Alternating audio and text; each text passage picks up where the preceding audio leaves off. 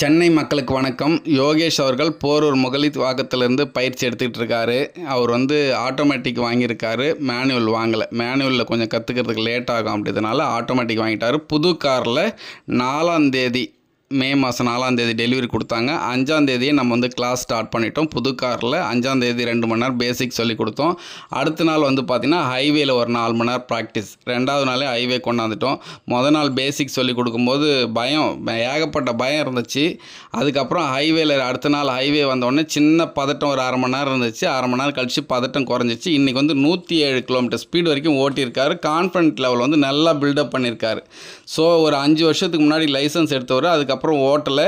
இப்போ அவருடைய கார் வாங்கி அவருடைய கார்லேயே அடிஷ்னலாக நம்மக்கிட்ட பர்சனல் கார் ட்ரைனிங் எடுத்துக்கிட்டு இருக்காரு.